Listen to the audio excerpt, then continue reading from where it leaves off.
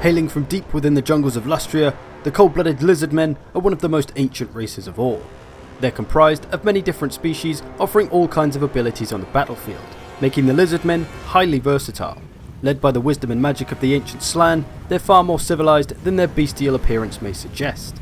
We'll take a look at the basics of campaign for the Lizardmen and how they play in battle. So, in the Eye of the Vortex campaign, there are two ways to obtain victory. Either complete all of the rituals shown in the top bar and win the final battle, or destroy certain factions and maintain control of 50 provinces.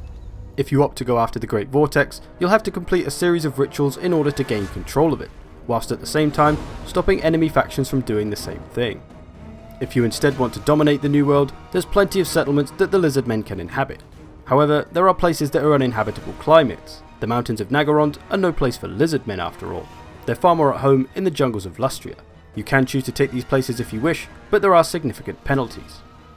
So how do the Lizardmen work towards completing their rituals? Well, they need to acquire ancient plaques. These can be produced by buildings, given as mission rewards, or found when treasure hunting.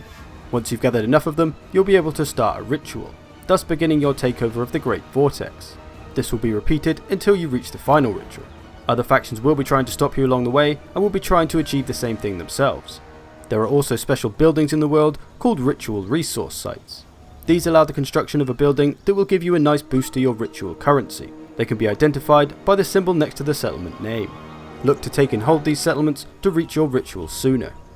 If any faction tries to begin a ritual of their own, you may want to try and stop them. This can be done with interventions. You'll have the option to send an intervention, a determined intervention, or a desperate intervention, each increasing in cost and strength. This will spawn you an AI controlled army in their territory who will attempt to seize control of one of the settlements involved in the ritual. If they succeed, the ritual will be restarted.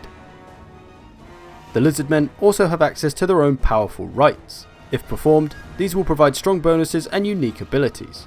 One of the most notable for the Lizardmen is the Rite of Primeval Glory. This will spawn you an army of some of the Lizardmen's strongest monsters. Very useful if you find yourself needing a strong attack or defense force all of a sudden. Most rites cost money and only last so many turns, and do have a cooldown as well. The Lizardmen's technology trees come in the form of many different tablets. Each one of these tablets will work a specific area of your army or economy. In this case, I've been working up my Saurus units as they are the bulk of my army.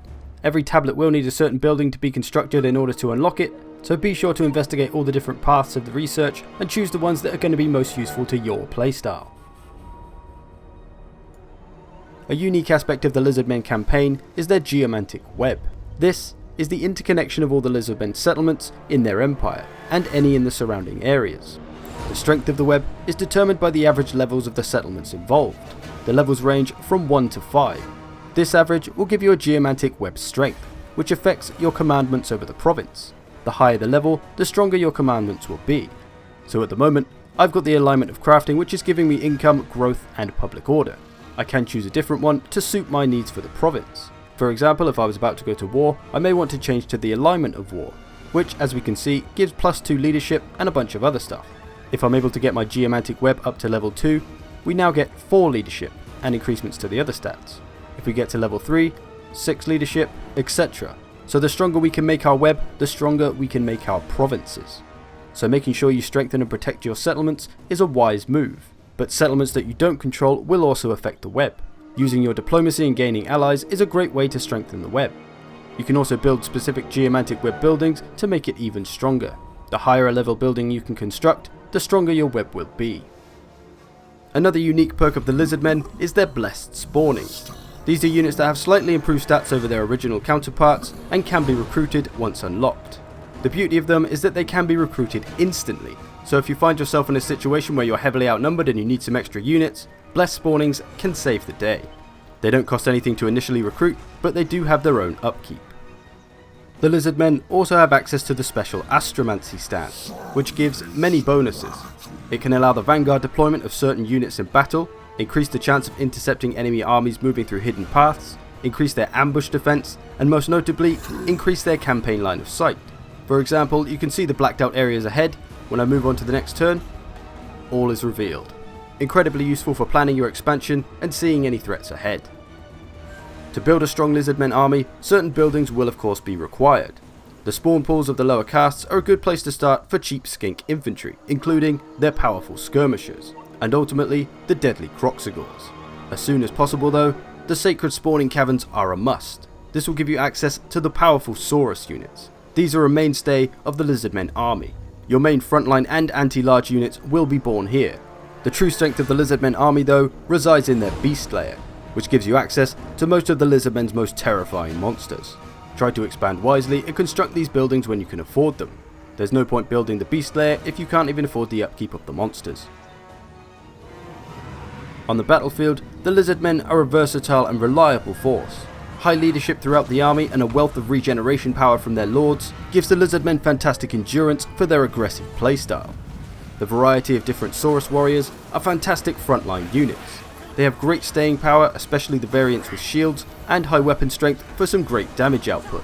The Saurus warriors with spears are the best choice for an anti-large infantry, so enemy monsters can be comfortably dealt with by the Lizardmen. Saurus warriors also have predatory senses, which will reveal any hidden units nearby. However, the Saurus have a downside. Like many Lizardmen units, Saurus warriors are prone to going into rampage. This happens when a unit's health drops below 50%, and instead of running away, they'll return to their primal instincts and fight for their lives. This is good in a sense because they'll keep fighting, but bad because you'll have no control over them. If you need them to be elsewhere on the battlefield, they simply won't listen. Your ranged skink units are very fast and agile, great for keeping them out of danger or for flanking. They also have a missile resistance and pretty big unit sizes. While somewhat short on the range, their variety gives them lots of options. Some can move and fire in any direction at the same time. There's those with poison, and those who have stalk and can move invisibly across the map. As for your cavalry and flying options, they are somewhat limited for the Lizardmen. However, they can play flanking and supporting roles well enough. The Lizardmen's true strength of course though is their monsters, and this is where you'll find the most variety.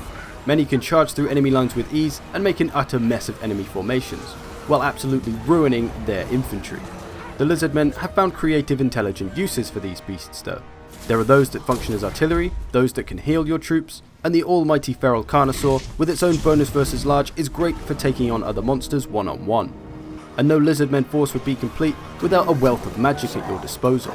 A wide range of spells can give you many advantages when playing as the Lizardmen, including all of your lords who come with their own regeneration spell that can be cast on friendly units, alongside the lorebook regeneration spells. So a ton of healing options for the Lizardmen. There's also plenty of offensive spells to further harm your foes. So with all these Lizardmen's strengths, what is their main weakness? Well, it's all going to come down to that potential loss of control from the rampage mechanic. It could leave you with very bad matchups for your units and very little you can do about it. For example, if your Saurus warriors enter rampage and decide to get after a War Hydra, that is just a very bad matchup for them and they will get slaughtered. And with that, we shall conclude this video on the basics of how to win as the Lizardmen. If you'd like to know more about the other factions in Warhammer 2, check out the other How to Win As videos. I hope you've enjoyed this, and thanks for watching.